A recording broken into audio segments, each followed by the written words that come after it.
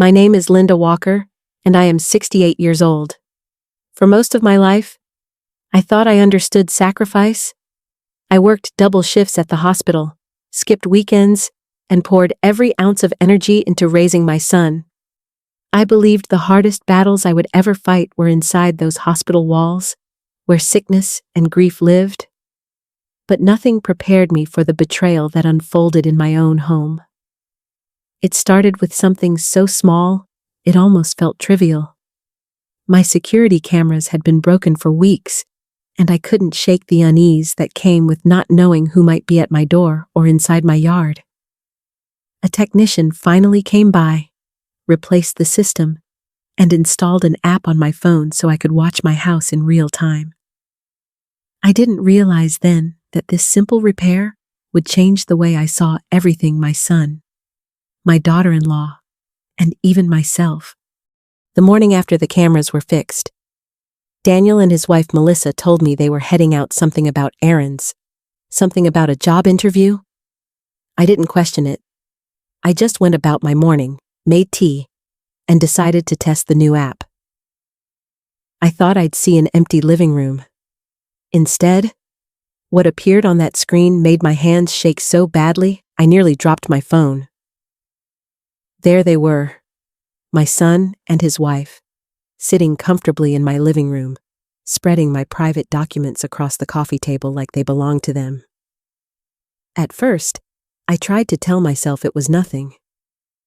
Maybe they were organizing papers for me. Maybe it was just a misunderstanding. But as I leaned closer, as I watched the way they sifted through folders with sharp focus, my heart began to pound. Something wasn't right. And in that moment, staring at the glow of my phone in the quiet of my kitchen, I felt the world tilt. This wasn't just snooping. This was something darker, something calculated.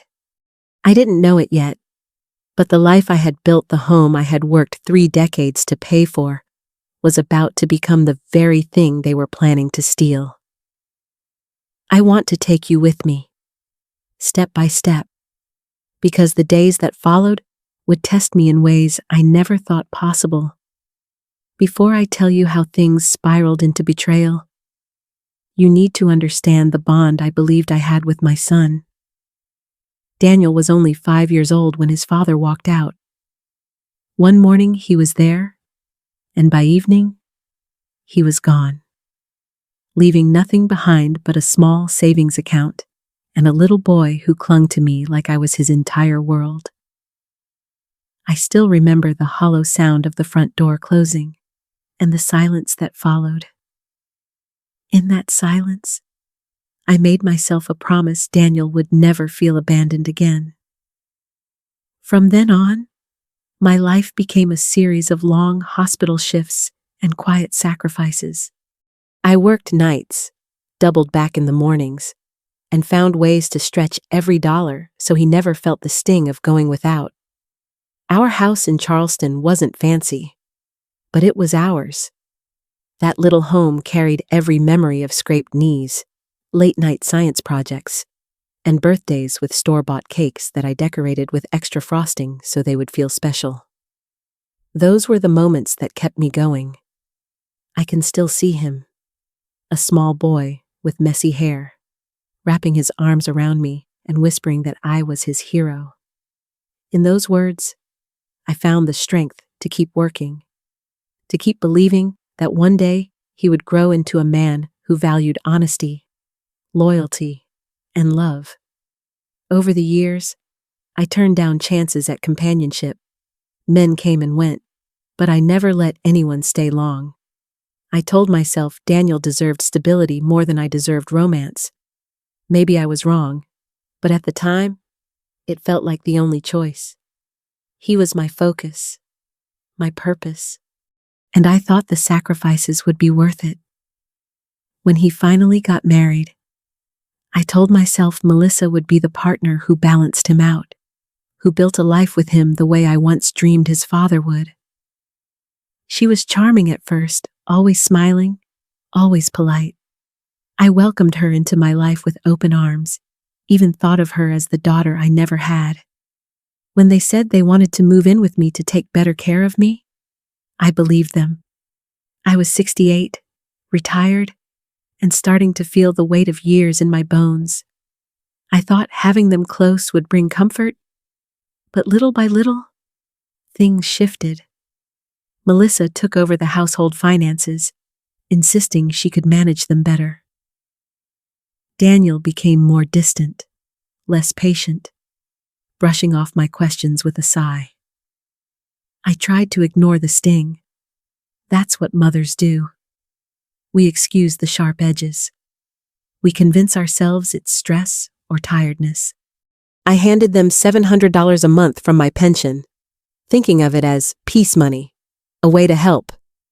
Later, I overheard them call it crumbs. That word cut deeper than they will ever know. Crumbs. Money I had stretched out of a modest pension, money I thought of as generosity, was reduced to something pitiful in their mouths. Still, I swallowed it. I told myself they were young and struggling, that my role was to support, not to question. Looking back, I realized those excuses blinded me. I wanted so badly to believe that love would protect me from harm. I wanted to believe my sacrifices had built a man who would never betray me. But the truth is, love can sometimes make you blind to danger, especially when it wears the face of your own child. And that blindness nearly cost me everything.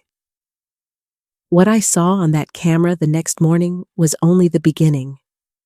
What followed would shatter every illusion I held about Daniel and Melissa and force me to become someone I never thought I could be.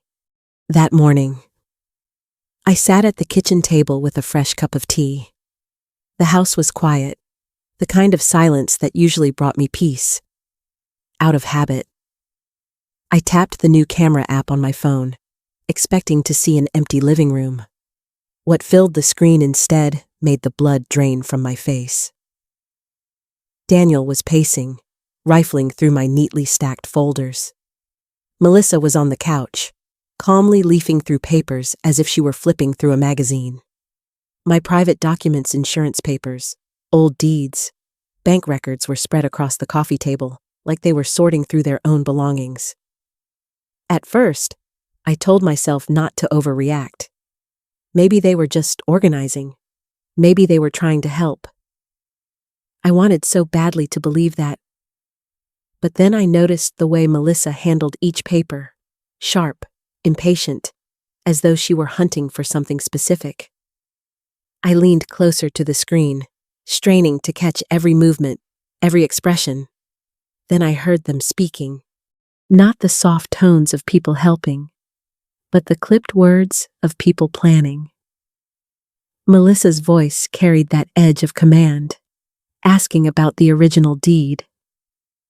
Daniel answered with the kind of certainty that told me he knew my habits too well. He said I kept everything organized, that if they searched long enough, they would find it. It was like being stabbed in slow motion. My son, the boy I had raised alone, the child I had poured every ounce of my energy into, was talking about my careful habits as if they were weaknesses to exploit. The very discipline that had helped me survive all those years was now ammunition in his plan to strip me of the one thing I had worked for my home. Melissa lifted a paper to the light and smiled. That smile told me more than any words could. They weren't just curious. They weren't just poking around. They were calculating, dreaming of a future built on the rubble of my life's work. And then came the words that knocked the air out of me. They spoke of the house being worth over $5,000 of selling it, of moving me into something small, a one-bedroom apartment, enough for what they called my last years. Those words stung worse than any insult. In their eyes, I wasn't a person anymore. I was a burden, a problem to be managed until I was gone.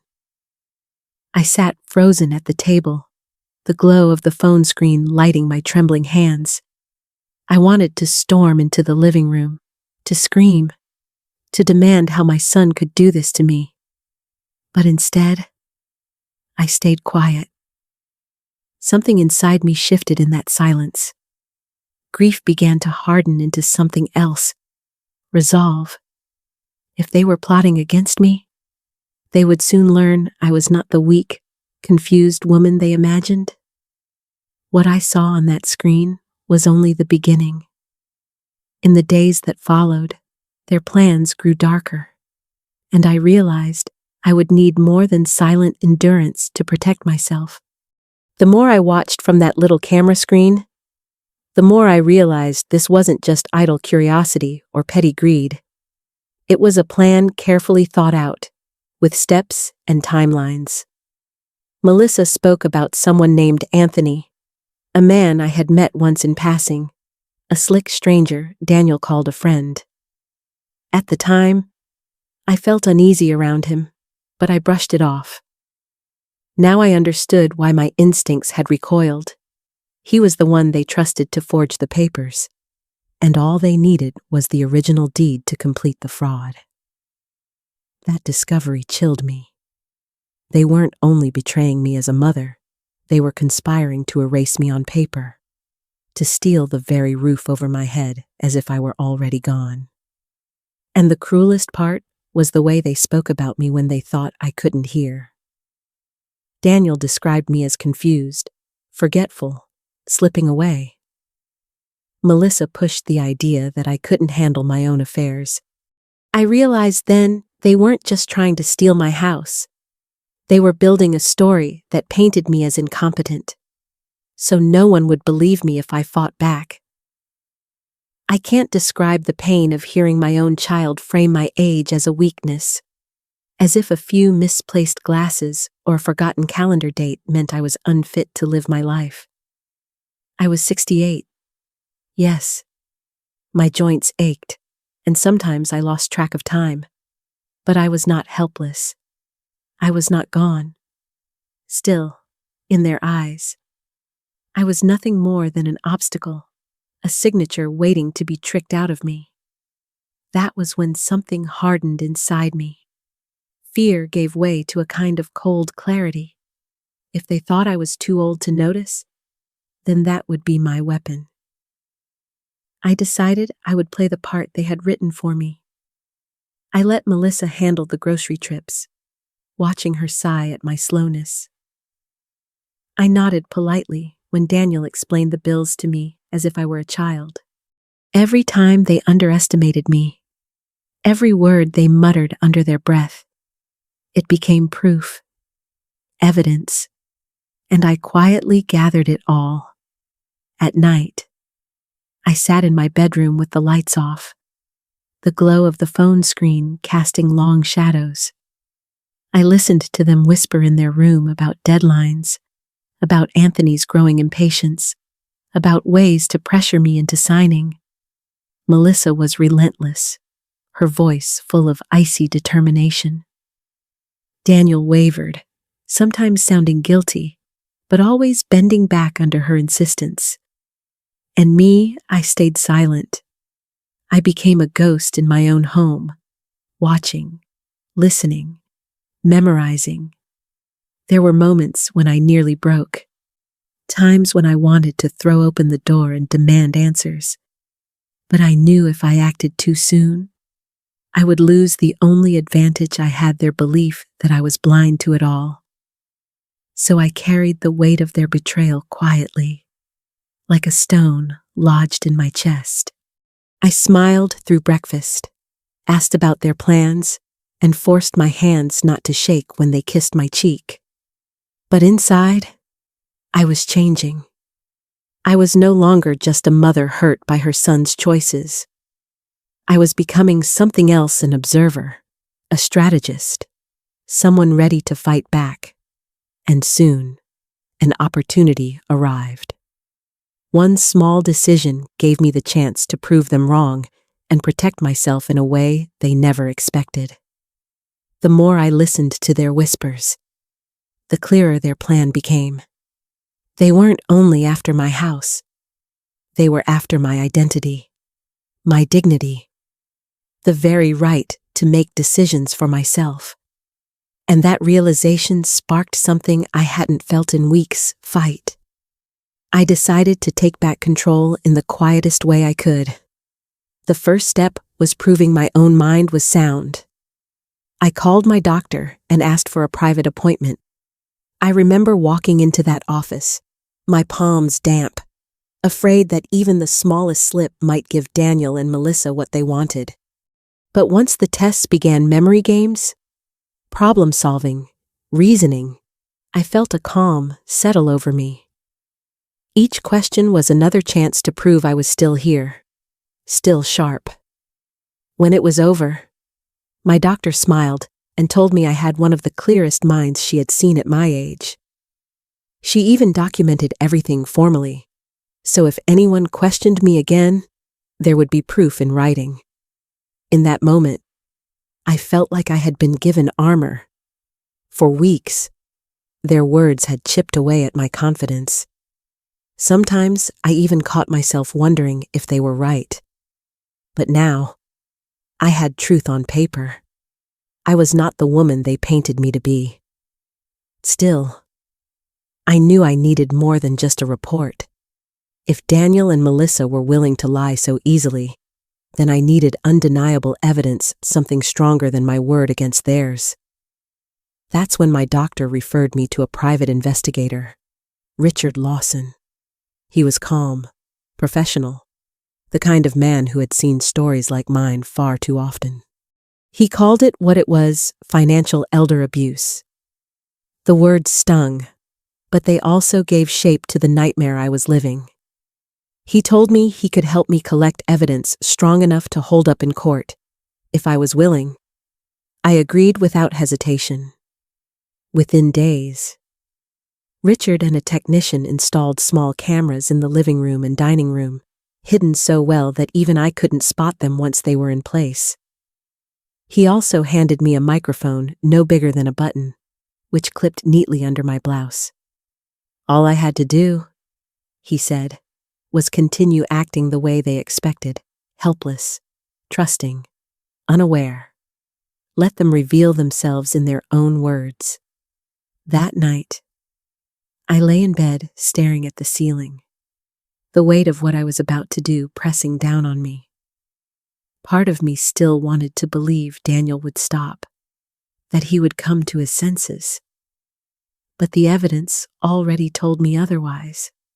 And if I wanted to protect myself, I had to stop thinking like a mother and start thinking like a survivor.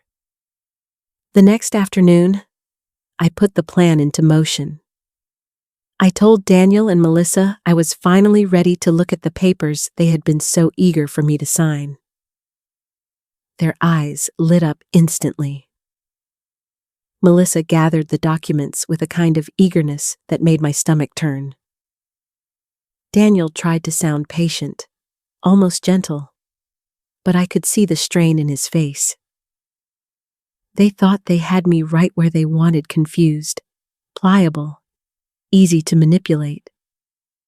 What they didn't realize was that every word they spoke, every sly reassurance, every admission, was being recorded. I wasn't just defending myself anymore. I was setting the trap.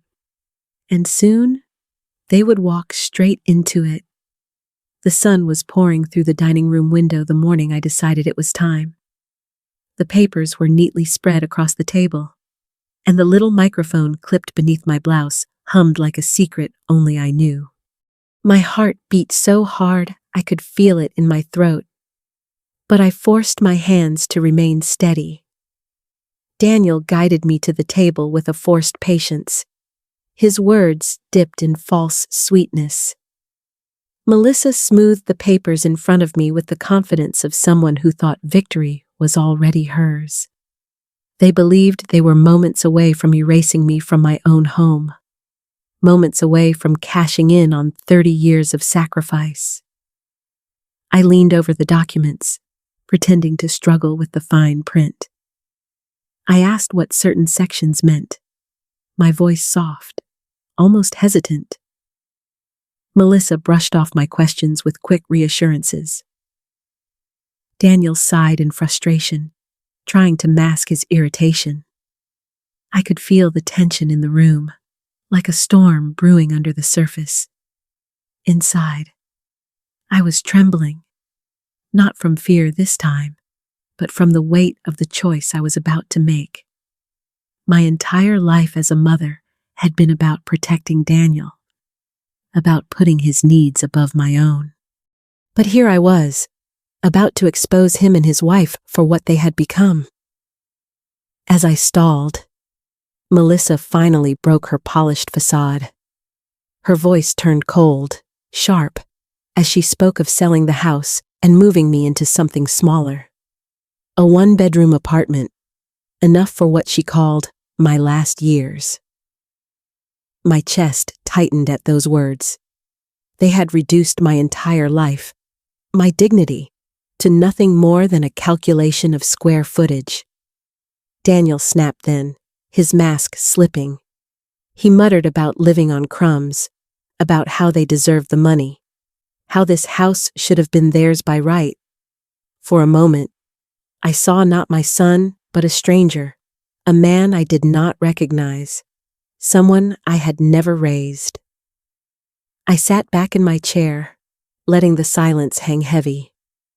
Then I told him calmly that I may be an old woman, but I was not foolish enough to sign my own life away. I will never forget the flicker of confusion on his face, the way Melissa stiffened. And just then, right on cue, the front door opened. Detective Richard Lawson stepped into the room with two uniformed officers and my attorney. His voice was steady, professional, as he announced the charges: conspiracy to commit fraud, attempted forgery, and elder financial abuse. The look on Daniel's face froze into shock. Melissa's composure shattered into fury. They had no idea that every word, every cruel plan, had already been recorded in crystal clarity. I placed the pen back on the table, my hand no longer trembling. For the first time in months, I felt control return to me. Daniel's eyes pleaded, begging me not to let this happen. Melissa spat accusations, insisting they had cared for me, that they had done everything out of love. But I knew better. They had cared only for the value of my home, for the inheritance they thought they could take before I was even gone. As the officers led them away in handcuffs, I sat quietly in my chair, breathing deeply. The house felt different already, lighter, as if the walls themselves were relieved to no longer hold their lies. And in that silence, I realized something. I had not only protected my home, I had reclaimed my strength. But the journey wasn't over yet. The months that followed brought new challenges, and the lessons I carried forward would change how I saw family, love, and myself forever. In the weeks after the arrest, the house was quiet in a way I hadn't felt in months. No whispers behind closed doors, no tension pressing down on me like a weight. Just the sound of my own footsteps and the gentle hum of the garden outside. The legal process moved forward quickly. My attorney negotiated a deal. Daniel and Melissa surrendered any claim to my property and agreed to stay away from me permanently. They faced prison time 18 months behind bars instead of the longer sentence they could have received. Some neighbors asked if I regretted it, if it hurt to see my only son in handcuffs. I told them the truth. I didn't regret being his mother, but I did regret believing that motherhood meant allowing myself to be destroyed. Life feels different now. I spend mornings tending to my roses, evenings sharing meals with neighbors who have become like family. The air in my home feels lighter, filled with peace instead of suspicion. And most importantly, I've learned something I wish I had known sooner: that blood does not define family. Respect, honesty, and genuine love do. When I sit in my armchair, the same one where I once cradled Daniel as a frightened little boy. I no longer feel the sharp sting of betrayal. Instead, I feel strength. I think about all the years I carried him alone, and I realize I can carry myself now with the same endurance. Sometimes, protecting your peace means letting go of the people you once loved the most. If my story has touched your heart, I hope you take this with you. Your dignity is worth defending, and your voice matters more than you think. And if you've ever felt betrayed by those closest to you, please know you are not alone. If this story gave you courage, share it with someone who might need the reminder. Leave a comment to let me know where you're listening from, and don't forget to like and subscribe so we can keep these stories alive.